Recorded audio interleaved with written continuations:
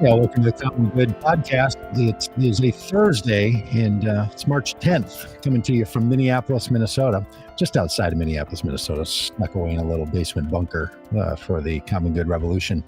And joined today by Terry Esau, who is also in the Minneapolis area. So, Terry, we usually talk to people about the weather where they are for the first, 3 minutes, because we like to say the weather is the one thing we actually all do hold in common. So you can start with the common good weather and sort of go from there. And you and I actually do experiencing the same big blue sky here in the Minneapolis area today. Yeah, so it's cold where you are too, huh? Yeah, it's real cold over here. Just east of you. Yeah, it's that weather from out there in mountain starts to come this way sometimes within minutes. We get your weather. I'm not that far from you. I'm right by Lake Calhoun, Makaska. Yeah. You are now. So you're south. Pardon me. I had remembered you living west of me, but did you move? Years. Okay. All right. Well, thank you. All right. So, okay. So other than you and I, reminiscing about where we live and where we used to live, we have important things to talk about today because you've started two really great organizations that I think are fantastic. And frankly, in a time when we've all experienced so much division, so much isolation, so much fear for one another on a global stage, an international stage, in our own homes, in our politics, everything. It's just so much strife that has come to the surface. It's kind of good to talk about these really positive things that you've been up to, and I'm a big fan of yours, and so excited about these organizations. So one of them is around bikes, one of them is around guitars, and both of them are focused on kids. So you started two organizations. The first one that I remember you talking about a couple of years ago was Bikes for Kids, Free Bikes for Kids, where you're asking people and organizations to donate bikes and make a process for getting bikes to kids. And now recently have launched Guitar for Kids. So let's talk about both of these. Terry Esau, you common do-gooder. What are you up to with these organizations? Well, I'm a bikeaholic. So I know you rode your bike across the country. I did that when I was 16 years old, actually. Didn't do it quite the way you did it. I rode it from here in Minnesota to the West Coast and back. Really? So and I had a paper route when I was a kid because, hey, you get paid to ride your bike, right? But then I started racing my bike in my 40s. And then I started crashing my bike in my 50s. And so I decided I should probably stop racing before I killed myself. But I've always been a bikeaholic guy. I love bicycles. I call my bike my carbon fiber therapist because I get on my bike, I go for a ride, and I come back happy. Yeah. And I just started noticing that all my friends had garages, and we all still had our little kids' bikes from when our kids were little.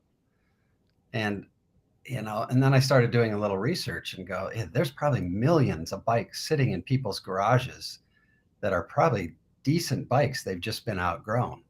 Yeah. So so I thought I was starting a hobby. Nice. One December, me and the bike club that I started, we just said, hey, if you've got a bike that you're not using, that's been outgrown by your kids, donate to us. We're going to fix it up and give it to kids for Christmas. And we did 250 bikes that first year. Wow. My friend said, that's fun. Let's do it again next year. And we did about 750. And we said, that's fun. Let's do it again next year. And it was about 1,500. And that's when I said, this is feeling less and less like a hobby. How about if we form a nonprofit? I'll go find a corporate sponsor. I went and talked to Allina Health here. They came on board, and that year we gave away 5,000 bikes. Wow. So, what year was that? That was 2011, I think. Okay. So then we continued to do that here in Minneapolis for a few years. And then I kind of looked at our model and said, we have a unique model because we only collect bikes one day a year. And by the way, we hold the Guinness World Record for the most bikes collected in a day. How many bikes is that? What is the Guinness? It's interesting. It's 5,512 bikes. But then the next year, we collected almost 10,000 bikes in one day. But but it costs a minimum of $8,000 to set a Guinness World Record. So we didn't bother upgrading our record. That's great. So anyhow, that was, we kind of looked at our model and said, if we create all the resources, I think we can take this to other cities and start spreading it. And my board said, if you come full time with the organization, we'll do that. So we did, and now we're in 16 or 17 cities. We're at about 120,000 bicycles given away, and we have a goal, a crazy goal, in the next 5 years to give away 1 million bikes. So okay, we'll see where that. All right. So how do people find out about this, and what kids receive these bikes? I can see from the person, I've one of those garages that have bikes in them that not only do we not use anymore, but we don't want to put any energy into fixing them or, getting them ready to go. And it all just kind of feels like a hassle. So I can totally see how someone would feel like, hey, this is a great cause, better than dropping it off, at a Goodwill or at a, one of those other donation spots, that it's really targeted to go for, for certain kids. How are the kids connected to this, or who do you work with to distribute the bikes? So an interesting story. So that very first year, my career was in something completely different. So I had no idea how to do a nonprofit so we just put an ad in a local paper out on the west side of the metro, said, hey, if you've had a tough year financially, you can't afford to buy your kid a Christmas present this year, and they don't have a bike, come on down. A lady showed up in a full-length mink coat, huge diamond. She walks in and she goes, this is such a fantastic cause you have here. We've always had to transport our bikes up to our cabin in the summer. She goes, now we won't have to do that. We'll just have bikes up there too. And I gave her a beat, and all of a sudden the light bulb went off, and she goes, oh, that's not what this is about, is it? I go, no, I don't think so. Yeah. So, but after that, I realized we have to get a little smarter about how the kids are selected to get bikes. So what we did is we stopped. Kids or families can't apply to us directly to get a bike. Only organizations that work with low-income families, so they apply to us to become a benefiting partner. And that's schools. So we look for schools that have an 80-90% free or reduced lunch program participation. We have community-based organizations. It might be YMCA, Boys and Girls Club. We work with faith-based organizations that are working with low-income families. So they apply every year. About 100 and some organizations apply locally here to become a benefiting partner. We vet them. We go, are you doing good work? Do you do your best to keep the dignity of people intact? We look at all those kind of things, and then we select about 75 of them. So it might be 15 schools, and then they choose the kids who receive the bike. So we set up the giveaway events, and then they bring the kids to the events to get the bikes. So you hold an event on the day. So there's a day when bikes are donated and then they're worked on and got into good shape. And then there's another day where these kids show up and receive a bike. Yeah, it's more than a day. It takes more than a day to give away, because we're giving away between 7,000 and 8,000 or 9,000 bikes here in Minnesota alone. Oh my land! Every year. So it it's a process. So it might be spread over a few weeks with multiple events. We actually bring bikes to the schools. So we'll go into the gymnasium. We'll bring 300 bikes, and we'll work with the staff at the school and say, we're going to bring bikes that will fit second and third graders. So have your staff reach out. Every second and third grader who doesn't have a bike, have them show up in the gym at this time, and we're going to fit them for a bike. We give them a brand new helmet. They get the bike sized and fit to them. They get a little training on safety, all that stuff. So they go away with the bike. That's incredible. And So talk about the story that you're feeling while all this is happening, because as you describe it, I'm sure people are thinking like, "Oh my lands, this is so much work, not only to get the bikes and make sure they're repairable, and how you're moving them around, and what do you do with the bikes that aren't actually, able to be repaired." I can just imagine the level of things. But then you get these experiences of both the donator, the person donating the bike, but then these kids in a gym or in a tent that are seeing them. What do you think is happening with those kids in their minds that sort of, for you and all the people at Free Bikes for Kids, makes this so worthwhile? Well, it's interesting because obviously I've been part of this from the beginning, and I've seen, tens of thousands of bikes given away. Quite often, you see a kid with a huge smile on their face, and you see a parent with a tear in their eye, Hmm. you know, and they're going, this, I wanted to give my kid a bike, but we just didn't have the resources to do it. So it's a this is why I do it, because of those looks, because of the Yeah. fact that I've been blessed. I was born in the right place with the right skin color, with the right all kinds of stuff, so that I was born to privilege. And my first bike was a piece of crap that I got from my brother, that barely worked, but I had one. You know, Yeah. um, so and about it's over 75% of our bikes are given to BIPOC. So Mhm. we're most of our bike giveaways end up being in very urban areas. So it's a very diverse crowd Mhm. of kids Mhm. who are getting our bikes, and we think that's a pretty cool thing. Another interesting story, Doug. We just launched programs in Santa Fe, Albuquerque, and Phoenix, and we are taking 50% of all the bikes that are refurbished there, and we're sending them to the reservations in the Four Corners region.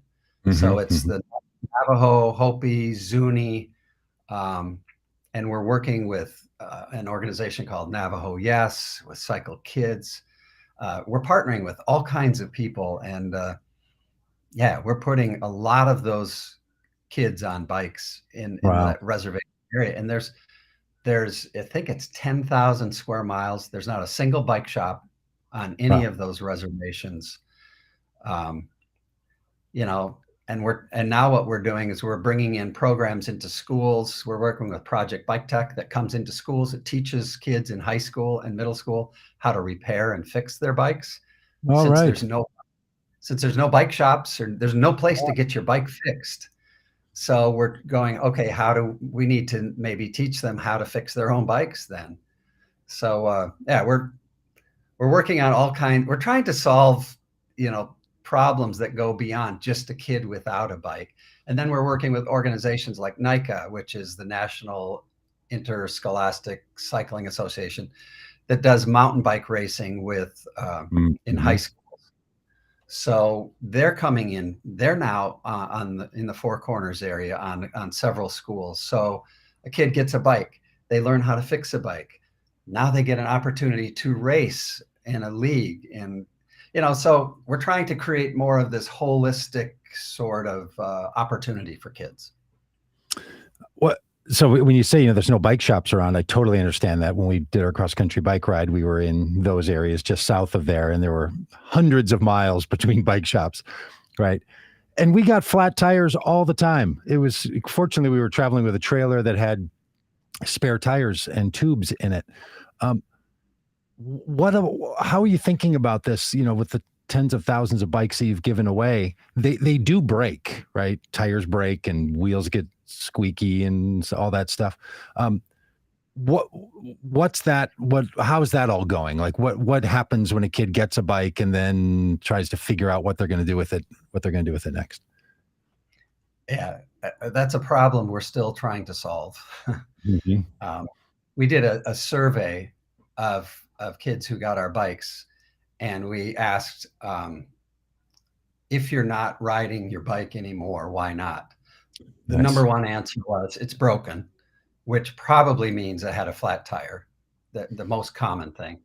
And guess what the second most common reason was that they're no longer riding their bike? They outgrew it. Stolen. Oh, oh, come on. Oh, So come on. and I shouldn't say this on a podcast that's going out, but part of us, we look at that as one of our redistribution models. Uh, You follow up with those kids and say, "Well, we'll backfill that like a Polish yeah, jet right. fighter." But yeah, the problem. I mean, we've tried to work out deals with bike shops and chains of bike shops Mhm. to go. How is there one day a year where if a kid comes into your bike shop and it has our sticker decal logo on it, they can Nice. get a tire change, or they can get the chain lube, they can get some stuff like that.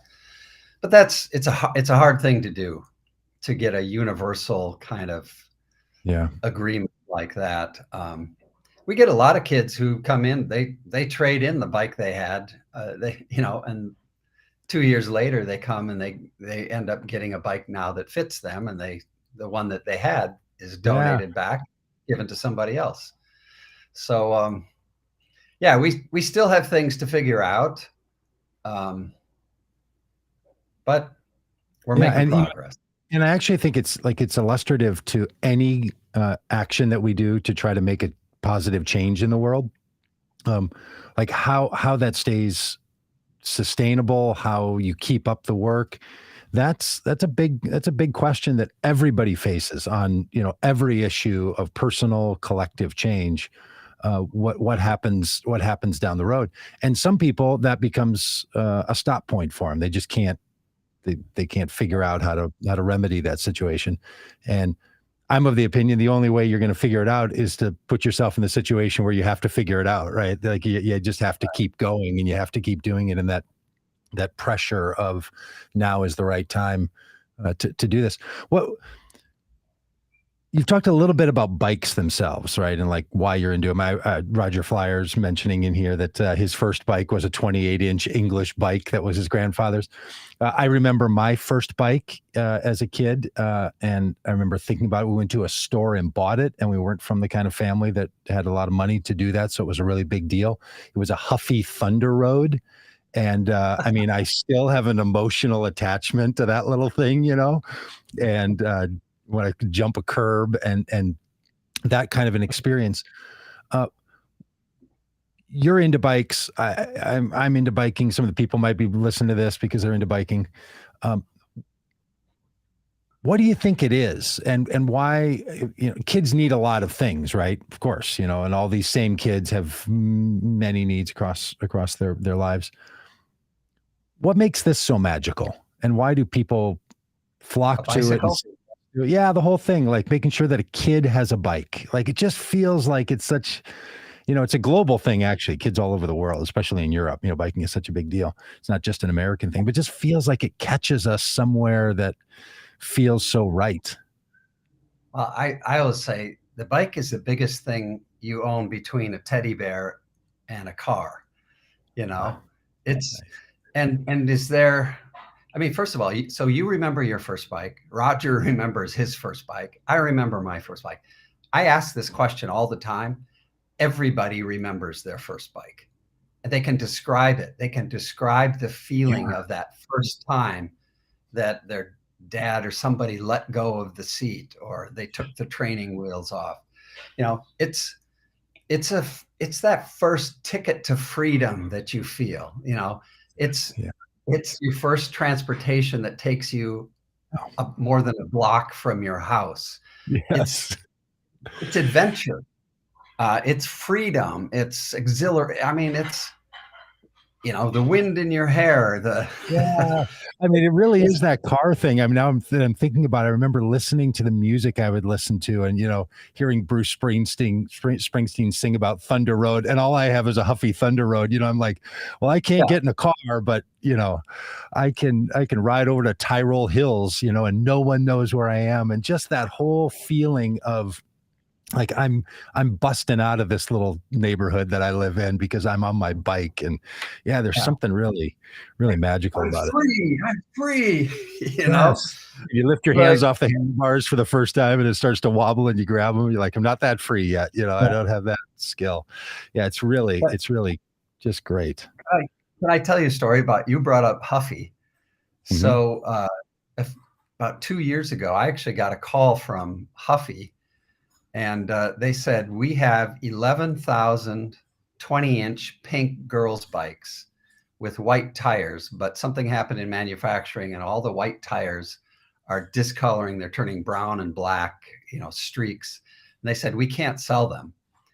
They said, if you can get them out of our warehouses in 2 weeks, and if you can give them away in countries where we don't sell Huffy bikes, you can have them. So we pulled that off. We gave 11,000 bikes, Huffy 20-inch pink princess uh, Nice. girls bikes away in 17 countries, including Gambia, Cameroon. And I have pictures from actually the Minister of Education in Cameroon showing little girls riding these bikes to school. So, and they were Wow. telling me the story that these little girls, the school was 10 kilometers away. And quite often the boys might get Yep. rides, but the girls don't. Yep. And if the girls had to walk, then they'd have to walk back after school, and then they'd have to do the stuff, chores or whatever. And they didn't, and they started falling behind on their studies, then the parents would pull them out of school. So, but because these kids now have transportation Yeah. to Right. get to school, little girls are getting an education. And, Wow. you know, that's something that, I wasn't even dreaming of that when this idea came to me a while back. But now it's like little girls are getting an education because Yeah. they have a bicycle. Yeah. That's I, pretty I cool. can't imagine the logistics that went into getting your hands on 11,000 bikes and then getting them somehow onto ships or however you got them into other The countries. organization to make that happen happened in 10 days. Wow. So you look at it, and we worked with about 10 different companies and we worked with World Vision that said Mhm. we'll be your transportation partner on this. So it, good things can happen. You know, if you just sit down, you just get Start on your doing it. Yeah. computer, you reach out to the right people, because there are a lot of people out there that want to help make this happen. You just Yeah, have to find. that's right. And there's a lot of people who want to make good things happen and they don't know how. Like you think about someone at Huffy who's now, woke up that morning and realized we really have to solve this 11,000, bike problem. But they Right. don't know how to get it to other countries. They just know that's what they want. And a company with all that status and with all that reputation and all those employees shoots an email or calls one guy running a small, nonprofit organization who then figures out how to make things go. That's actually how the world works. It's really something, and it's easy to say to yourselves, let's make sure that all the larger organizations are the ones that have the resources are doing the thing. They often can't or don't for many reasons, and it takes somebody to sort of step into that spot and to make it happen. And that's just I think stories like yours are great for the actual work that you do, and also because they're inspiring about the kind of work that we ought to be doing and how stuff in the world gets done and how bikes end up in places and all the rest. All right, do you want to say anything more about bikes before we talk about guitars? Well, I was just going to say one thing. I wish I could remember. I was listening to a podcast a couple of weeks ago, and I think it was on Being with Krista Tippett, and she had somebody on there who was talking about. They had this term called asset framing. Hmm. I don't know. Have you heard this? I've Where heard that. it's Yeah. Yeah, so it's and I know in the past we've said we're providing bicycles to at-risk kids, to kids in need, to underserved kids, and I actually sent a link to that podcast to our board, and I said, we need to rethink how we're talking about people. You know, let's let's not start the conversation by saying we're giving these bikes to kids who are at risk or whatever. Let's start by saying we're going to give these bikes to kids who have great opportunity to Yes. explore the world with these bikes and to grow their network of relationships and to get to after school programs. And I just think the older I get and the more I realize the disparity Mm. in what I've been given and what some people are born into. It's like it's a lot of this is luck, right? Yeah.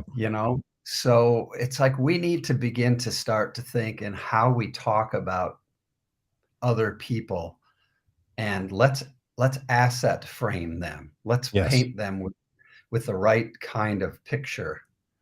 Yeah, so that's just something I've been thinking about a lot, and trying to get our whole organization to Right. rethink how we talk about it.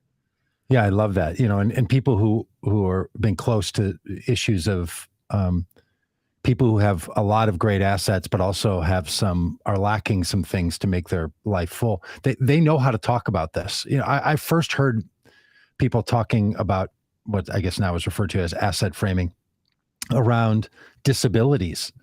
There was a whole movement to shift away from talking about people who are disabled to saying, that they're able to do a whole lot of things. In fact, they have a capacity to do other things that some of you can't do. And don't only think about what's missing, think about what's Right, available there and how you can participate and contribute to the growth of right, that person. I way back in college, I think some psychology class or some kind, but there was the professor showed a piece of paper, and then in the middle of the piece of paper put like a dot, in the middle of the paper, and said, what do you see? And everybody's like, a dot, a dot, a dot, a dot. He's like, well, it's a piece of paper. I mean, the paper is the majority. There's just one little dot, and you're all talking about the dot, right? The professor was trying to say there's more to see, and sometimes we're trained, because you're trained that when there's something unusual on the paper, you only pay attention to that thing that's unusual. We're trying to turn our minds as college students to seeing a yeah, wider story. And boy, if I wish that had sunk in over my years between college and now. It's still a lot of work to think about all of us and all of our situations through what are the assets that people have available to them, and how you can participate in them. Changes charity and changes away from need and lack, and starts talking about abundance and capacity and participation, rather than doing and helping and charity, that kind of thing. It's a real altering way of thinking about the world. yeah. I've been thinking a lot lately too about the complexity of poverty. You know, Poverty is, those of us who have kind of tend to define poverty in only in terms of material things, right? And there's a lot of different kinds of poverty. Yeah. So I was going to tell you something else. Oh, one other thing about free bikes for kids. So I'm a person of faith, and early on when we were creating our bylaws for free bikes for kids, we were looking at it, and at one of the board meetings, one of the persons said, "Well, let's make sure we put in our bylaws that we're a Christian organization." And I mean, I was caught a little bit off guard by that, and I thought about it for a second. And I said, "I don't know. I don't think that's a good idea." I said, "First of all, uh, I don't think by naming yourself as a Christian organization that really makes you Christ-like. How about if we act that way and then see if, let's let our action show that." But then I said, there's another thing is, and this was long before, the major polarization of America start. I guess it was probably underway then too, but it's gotten worse. I thought, I said, our mission is something that everybody can Mhm. participate in. Mhm. If you're Christian or Muslim, if you're red or blue, I don't care. Yeah. Let's come together to do something good. Mhm. And even more so now, it's like this is something I even talk about more now because Mhm. it's Mhm. so polarized. I'm going, the world needs, we need opportunities presented to us that give us the chance to rub shoulders with people who think very differently than us and to do something good together. That's one of the Yeah. secondary missions of Free Bikes for Kids is, hey, if we can offer an opportunity for people of disparate ideas and ideologies and religions, if they can come together to do something good together, Right. that's a story. That's a good story. Yeah, it's a good story. Uh, all right, so you had great success with bikes, and apparently that wasn't enough. So you decided to also give away guitars. Well, So talk about oh, free here guitar. you go.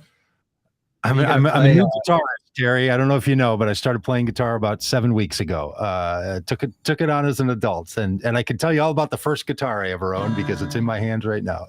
Owned it for So, can you less than play 2 months. Smoke on the Water yet? I can't. I can play, the cowboy chords of Every Rose Has Its Thorn, though. That's the song I've picked that I'm going to master first, and only because it's in the application that I'm using as one of the options. So I am really close to nailing a Poison song. So yeah. All right. So what? Okay, free guitars for kids.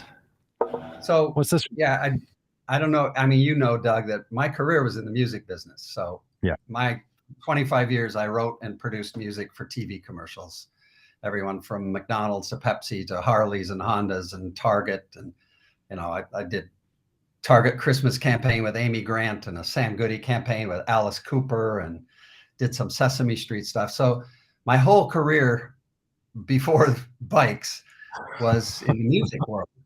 And I actually was a classical guitar major in college, so I was studying classical guitar, and now completely suck at it. Is that But true? Is that a skill you can lose? Unlike it's like riding a bike where you just it stays with you. well, it's like I don't fall when I pick up a guitar. I don't fall down and skin my knee. But people would go like they might plug their ears because Oh, my skills have slipped okay. drastically. Okay. Anyhow, I love music, and I think music can speak to our souls. You know, you Hmm. you. I mean, music is everybody loves it, right? I mean, there's nobody. It's like a bike. Nobody doesn't like riding a bike. Nobody doesn't like listening to music. Right. We all have our preferences, which is Yeah. cool. Um, Right. but music can really, I mean, we know that learning a musical instrument changes the wiring in your brain. Hmm. It's proven that it helps you do better in math and science stuff. It um it it brings it, it lights up your brain. It Yeah. does so many wonderful things. And I just thought, um, well, this a little side story here. Do we have time for a side story? Yeah. We got all the time in the world. So I went to one of Prince's last concerts at Paisley Park, and he was going to be doing a tour called One Piano, One Mic, and Prince. Basically, I don't remember what they were going to call it. So there were like 200 people that got invited to this thing, and Hmm. and on the stage was a brand new purple piano with the gold inlaid glyph on it for him. And he came out and he started walking in circles around the piano. And he walked around and he played one note. And then he'd walk around the piano again and he'd play two notes. And he started telling this story of how his dad didn't want him to touch the piano. Oh, You don't wow. know how to play it, so don't touch the piano. And he just wove this story in.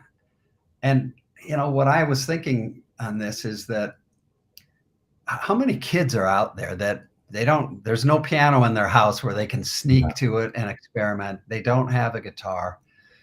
Um, it's just like a bike, you know. I think if a kid has an interest in learning to play a musical instrument, I think they should have that opportunity.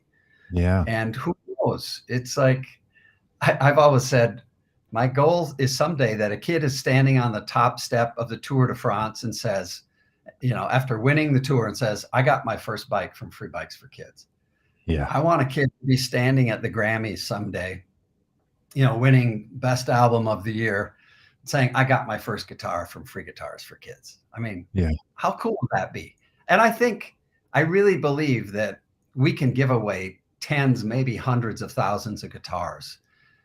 And it's a math problem, right? One of those Yeah. kids is going to be the next Clapton or Prince or Dave Right. Grohl or Jack White or Andres Segovia or, you know, or Kenny Chesney or, you know, I mean, who knows?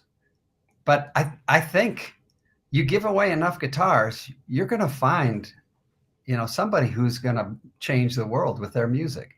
And they're going to write love songs and they're going to write protest songs, Mm-hmm. you know, that help change and move our culture. So that's a pretty cool thing. Sure is. All right. So I can see that people want to get that bike out of their garage and they're glad that they can find an organization that can turn that they can keep the joy that was in the bike when it was first used and then, you know, sort of sat there joyless for a while. And now it's back in motion. And man, everybody's got to feel great about that, right? Rather than, I don't know, Right. recycling it or just sort of parting it out. A guitar, on the other hand, man, these seem like things that people are never wanting to give away. Is that true? Is it the same thing where people have, you know, a beautiful instrument like this around their life and they want to move it on to somebody else? We don't have the, you know, there's no way to exactly validate this, but Yeah. there are more guitars given away than any other instrument.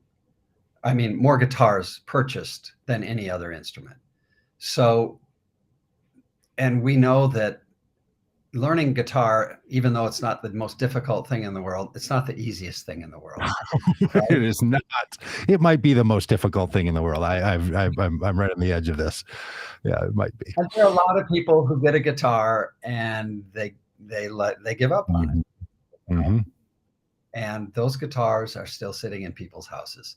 So the original vision of this, Doug, was that we get, you know, artists to do a pro bono concert.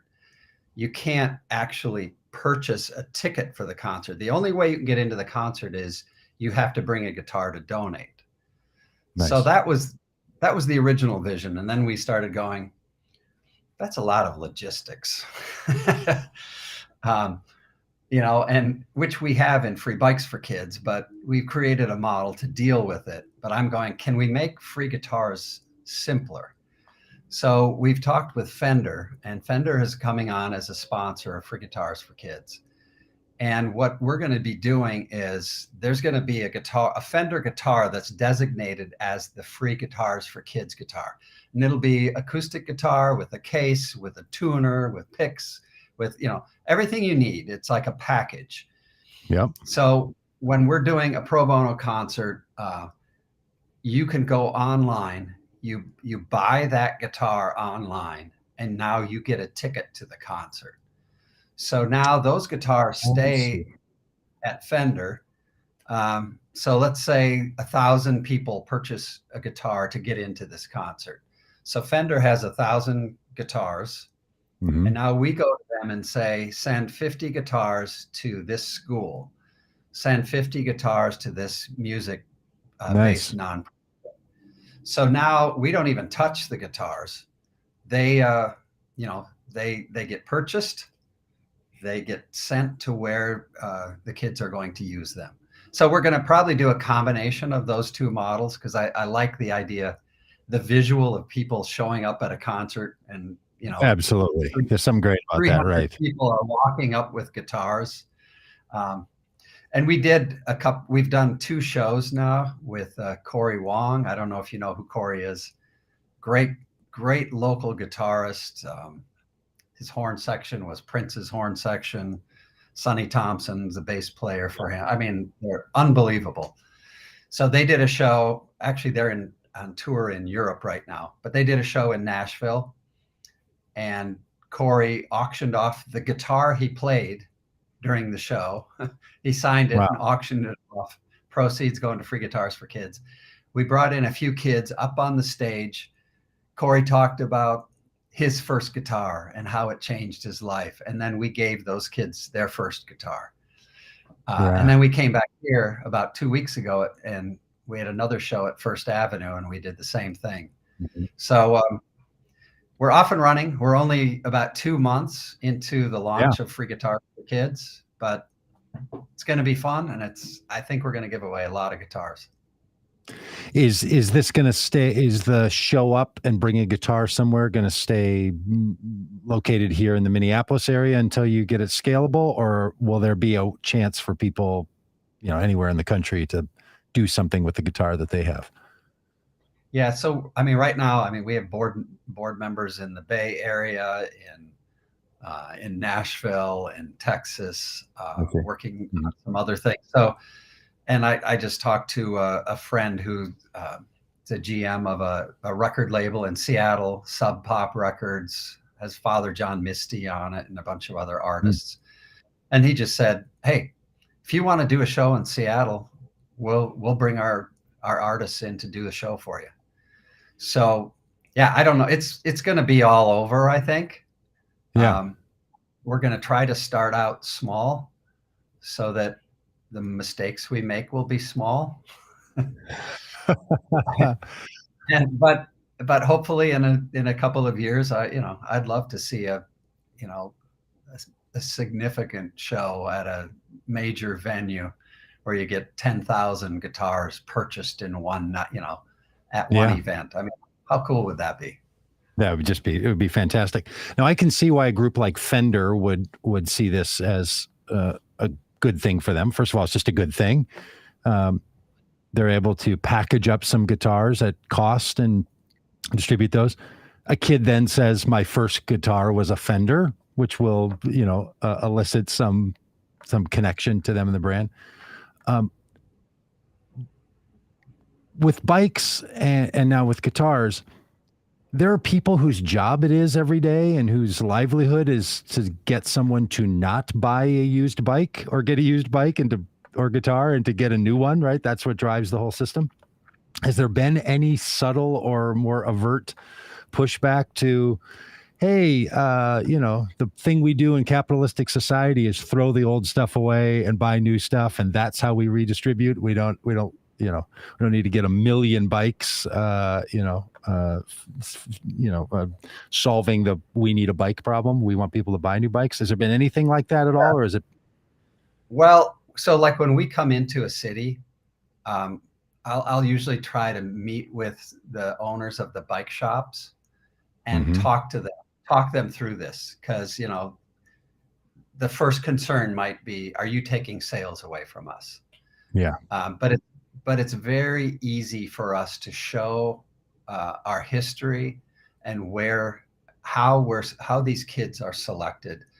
And we're going, there's a chance we might be taking sales away from Walmart, but we're not taking sales away from bike shops, because they're selling brand name bikes, and they're $300-400 to $200 at least to get a kid's bike.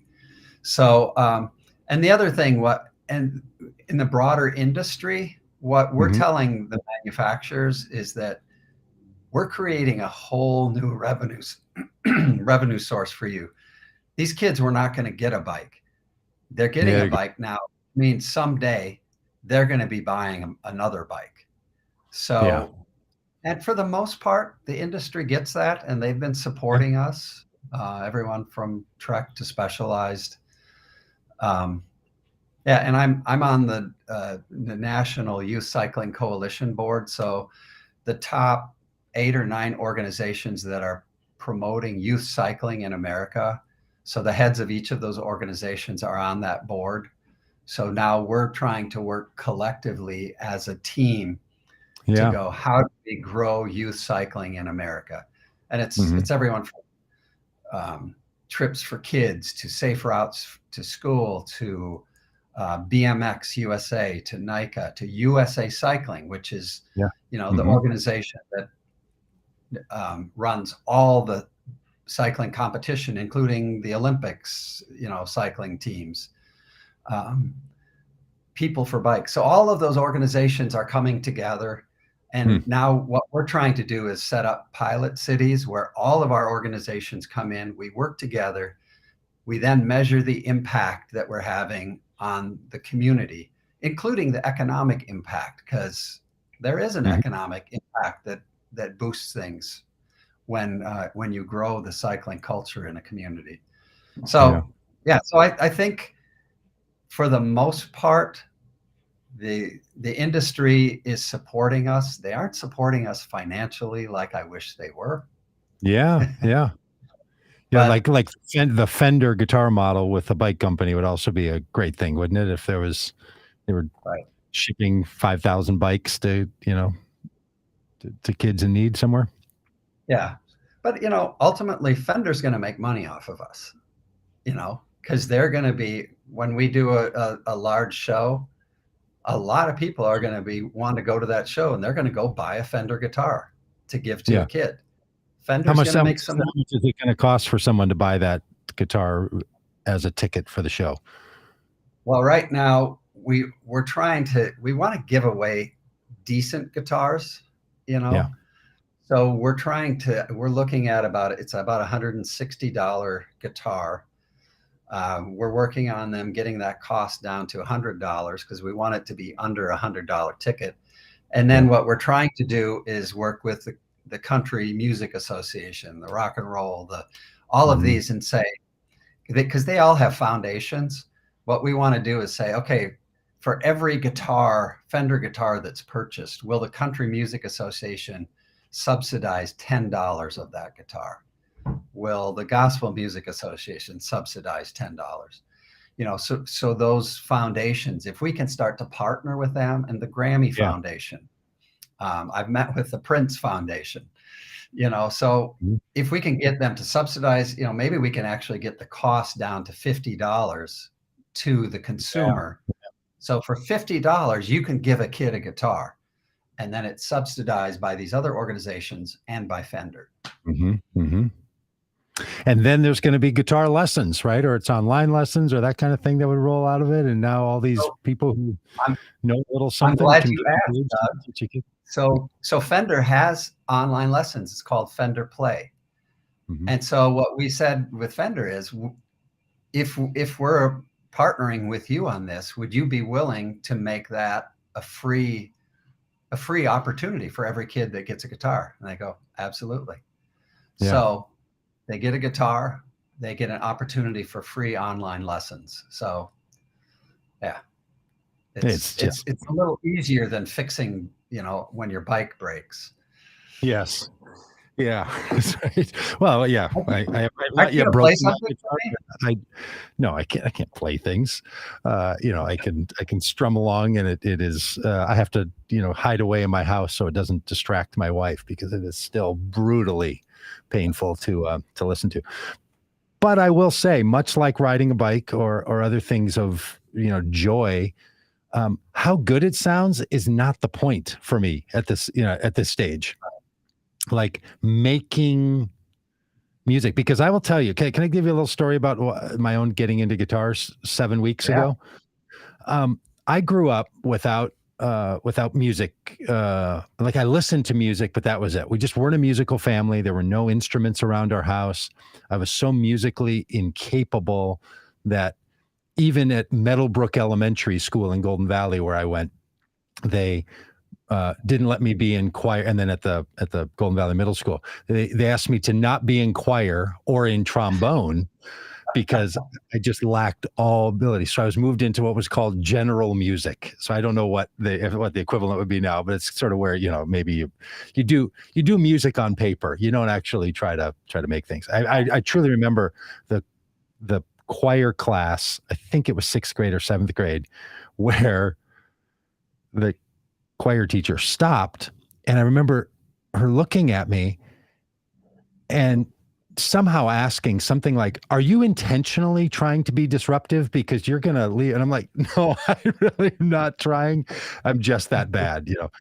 The next day I was in general music. So I didn't have a family that was into music. I don't have any musical ability. I love it a lot. So I just started hanging around musicians to sort of, pick up on it. So I just told myself the story. Oh, I didn't have the talent. I didn't have the experience, and I missed the window of when you could learn to play guitar. I don't know, 2 months ago, I watched that Beatles documentary, Get Back. I was utterly enthralled with it, all the way to the point that I recruited 2 friends to do a podcast with me that's in our podcast stream if people are interested in this, where we talked about that show. And both of these guys, one of them is a guitar instructor, the other one, semi-professionally plays around in bands and stuff and plays. And I remember saying in that conversation with them, hey, when did you all first get into the Beatles? And they're like, well, when I was a kid, as a 12-year-old or 10-year-old, something like, I had a guitar or I went and got one because I heard this music and it compelled me. And I was thinking back like, man, I wish in my childhood when I heard music, I would have said, I want to go make that music. That was just nowhere in my purview, right? Like, I don't know. I had a story in my head that was, I missed the window. Then I watched, I was on some video about something, I don't know, maybe about, I was looking up the Peter Jackson who made the movie, made the documentary. I watched a YouTube video about him that we included, and it rolled to a next video interview with Paul McCartney. And just in this conversation, Paul McCartney said, I do music like this and like this. And since I can't read music, I have to do this and that. And I thought, Paul McCartney can't freaking read music? Like, how is that possible? And something just went off in my head where I thought, well, if he can't read music and can create the music, maybe, I don't know why, but maybe the fact that I thought I lost my window, that I didn't do it and didn't have the capacity, like I should just play guitar. And, as is in line with my personality, I was like, asked my friend Tim, who's a guitar instructor. I said, do you ever teach adults? He goes, that's all I teach. Like that's, for the most part, I teach adults who've never played guitar. And I said, is it possible then? Like literally, this is 2 months ago. Is it possible for someone in their, 55-year-old person who has no musical ability and has never strummed a guitar intentionally in his life, could I learn to play the guitar? He said, absolutely. So I hunted around within 2 or 3 days, said, that's it. I'm in, bought a guitar and was off and running. So like this story that you're talking about with these kids, there are so many people who are just told for whatever reasons, intentionally or unintentionally, don't touch the piano. It's not your thing. You're not good at this. The window is closing for you to do this thing. And, I have zero regrets that I didn't play guitar. I did lots of other things, in my childhood and stuff, and probably wouldn't have done them if I was taking guitar lessons. I don't know. But I think that's just a story that exists for a lot of us, right? That whatever it is that we tell ourselves was the thing that kept us away from doing the thing we really want to do, that we wanted to do, but just feel like we can't do it. I think it's great that you're sort of solving that problem. Yeah. I mean, that's a great story. I taught, so when I was in college, I took a year off of college and I had 55 guitar lessons a week, and almost made me go insane. Cause all I did was teach junior high boys how to play Smoke on the Water for 9 months. Oh my gosh. All right. I'm going to learn Smoke on the Water. Just to join that crowd.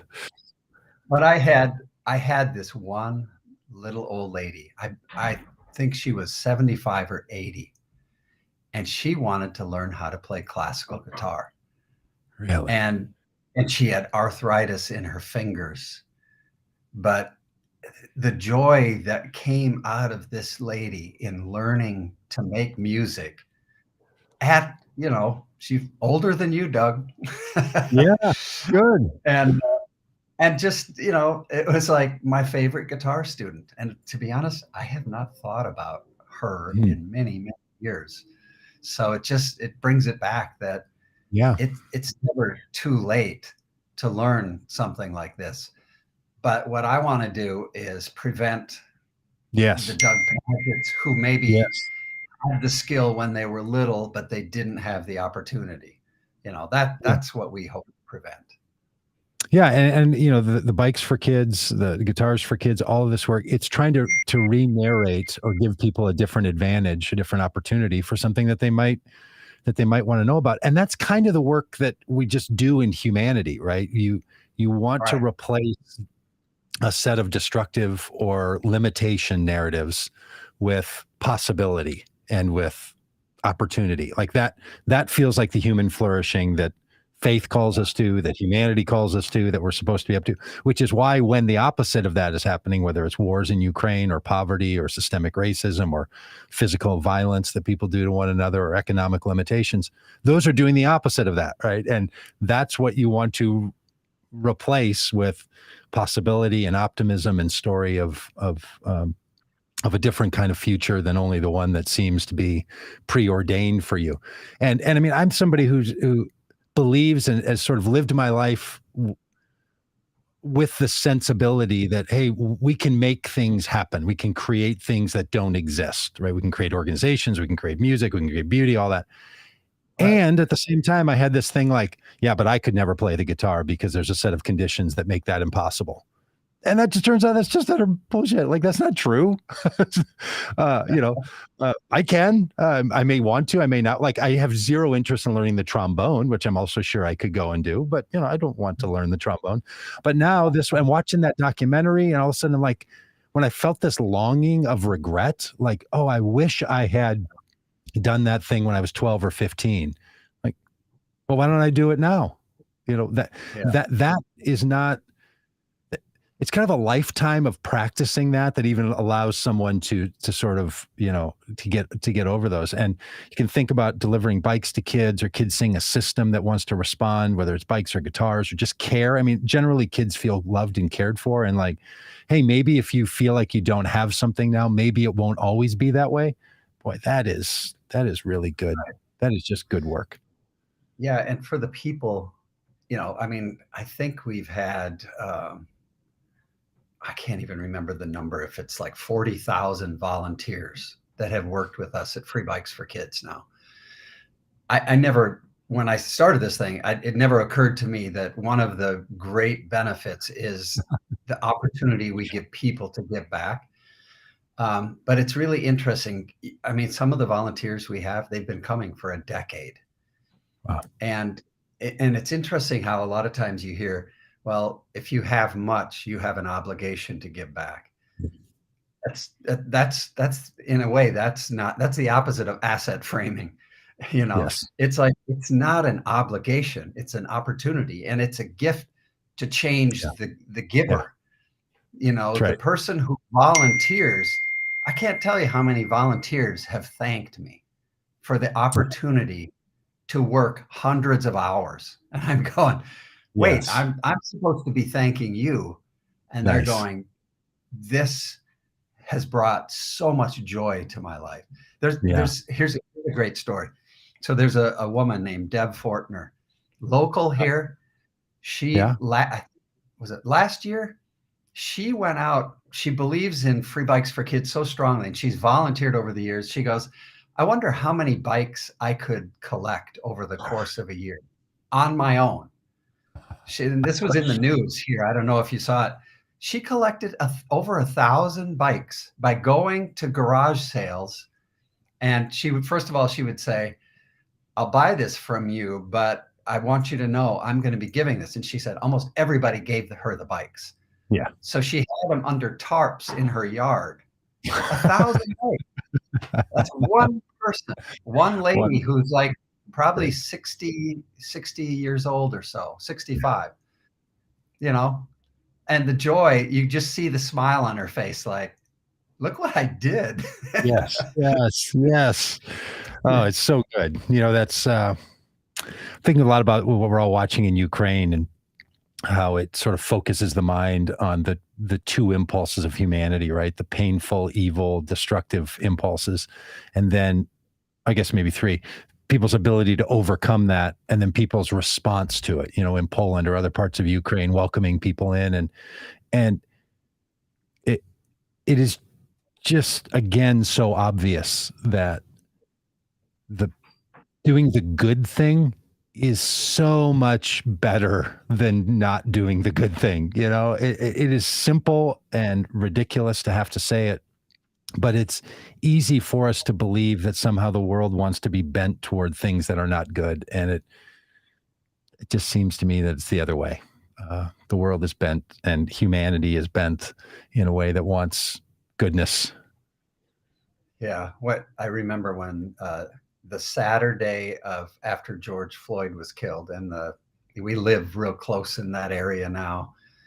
And I walked down with my phone, and I thought I was going to take video of the destruction and stuff. So I was riding my bike down Lake Street. And on that Saturday morning, I don't know if you remember, there were thousands of people who came out with brooms and dustpans.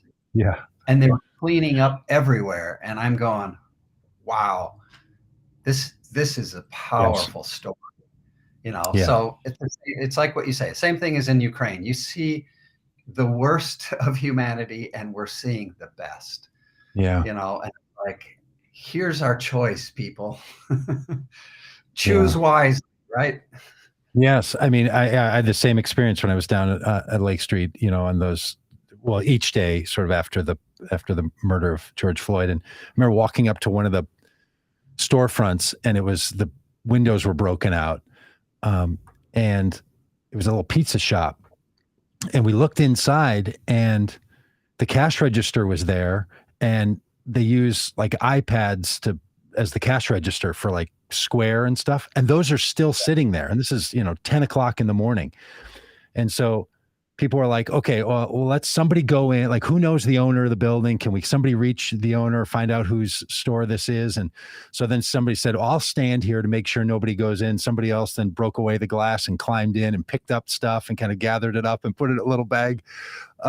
Like, all of that thing is just sort of happening, that people were saying, hey, we're going to protect these folks. And this woman who ran a Somali weaving shop and fabric shop, her windows were broken out, and people were finding plywood, and then bringing it over and screwing it into the windows and saying, we'll sit here for a while to make sure, that everything's okay. Like, all of that is also going on, and those are not little responses to, bad situations. Those are powerful responses to circumstances that we find ourselves in.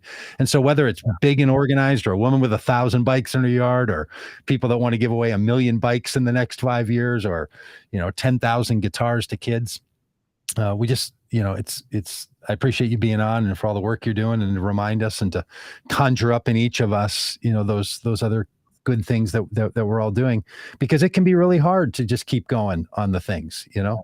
It's it's fun to look at the pictures and see the successes and see the things you've done that have accomplishment, and then all the hours in between where you're trying to put all that stuff together and trying to make sense out of all of it, and feeling like you're all the way in and treading water and underwater. Sometimes it's a lot. So thanks for all your goodness, Terry Esau. Sometimes I just want to go out and ride my bike and set all this aside. This set it aside. Well, all thanks right. for being a common good doer. We appreciate it. And thanks for all you do too, Doug. Talk to you later. I've been a fan and following you for many, many years. So you bet, buddy. All right, we'll see you soon. We'll go for a ride, huh? Yeah, let's do it. And then we'll play guitar together. I was going to say, I do have a carry case for my guitar, so we could, I don't know how that fits on a bike. I don't even know how that would go, but we could do both. We could ride our bikes with guitars on our backs, and then, you could teach me a classic riff. That would be all right. Great. Or smoke All on right. the water. You teach me smoke on the water is what you could do. Do you remember how to teach that? Do you still know? I think I can fake it. Okay, great. All right. Hey, we'll see you. All right. See you Take care. later. Everybody, we'll be back. We'll be back with you tomorrow. Thanks everybody for all your good comments. People sharing about things that are happening around and some good comments. So, Dan, anything else we need to chat about today? Nope, don't think so. Great show. Yep. Well, let's get some good music and good bikes out to kids. That seems like That's a great goal. Thursday thing to do.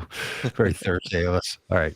Hey, if you follow around on our stuff and you've stuck with us this long, you probably care about this, but we're going to be in Pittsburgh, Columbus, West Michigan, which includes Grand Haven, Grand Rapids, Holland, South Bend, Indiana, Chicago, Illinois, Madison, Wisconsin area, and Minneapolis over the next 10 days. Or next 2 weeks. And so we'd love to see you at any of those places. So would you look us up over at votecommonggood.com and come and visit us. And we want to tell you the good stories about immigration and what we can and should be doing. All right. So we'll talk with you tomorrow.